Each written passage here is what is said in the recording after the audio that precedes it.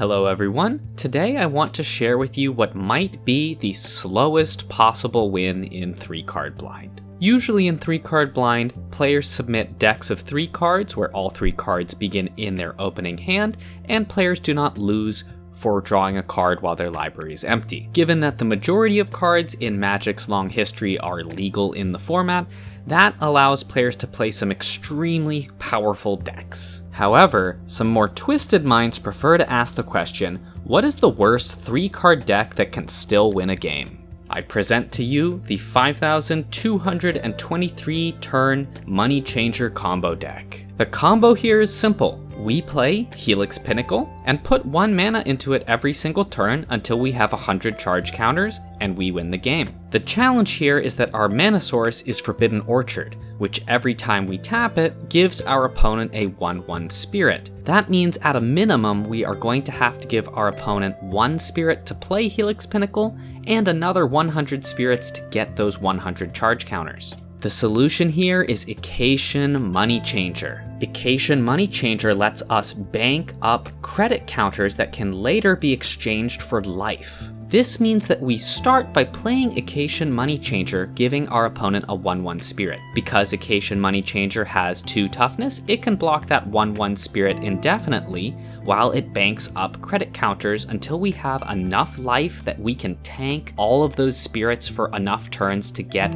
100 counters onto Helix Pinnacle. So just to fast forward through the math here, on turn 1 we play Moneychanger and it does 3 damage to us, setting us to 17 life. It also comes into play with 3 credit counters on it. Every single turn it will gain 1 more credit counter, so we are going to wait until turn 5,122 to play our Helix Pinnacle, and at that point the Moneychanger is going to have 5,124 credit counters on it. Now that we've played the Helix Pinnacle and given our opponent a second spirit, we are going to start taking damage. So when our opponent takes their turn, they are going to attack with 2 spirits and we can only block 1, so we are going to go down to 16 life. From this point onwards, we are going to put 1 charge counter onto Helix Pinnacle every turn and give our opponent 1 more spirit to attack with. I would like to note here that you can put charge counters on Helix Pinnacle at instant speed, so we're only going to be giving our opponent a spirit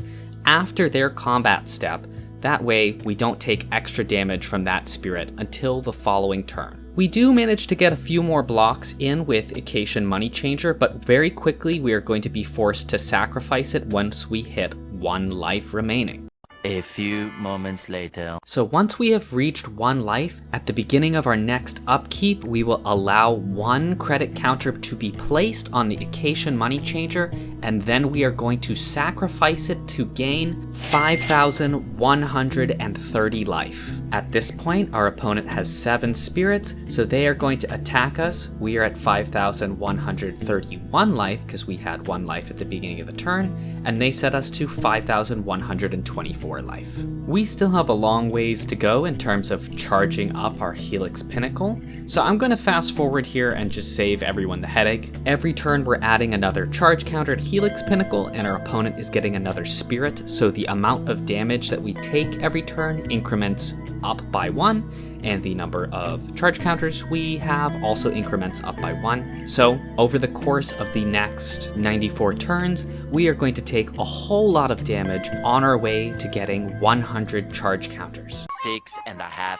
hours later. On the same turn that we are set to 1 life by our opponent, they are going to be attacking us with 101 spirits that turn. We will go to exactly 1 life. After their combat, we will add the final charge counter to Helix Pinnacle, setting us up for the win on our next upkeep, which is turn 5,223. So that wraps up the whole combo. I do want to briefly thank Airplane and Subnova from the Discord for assisting me with the math on this one because, as you can imagine, it was a bit of a headache.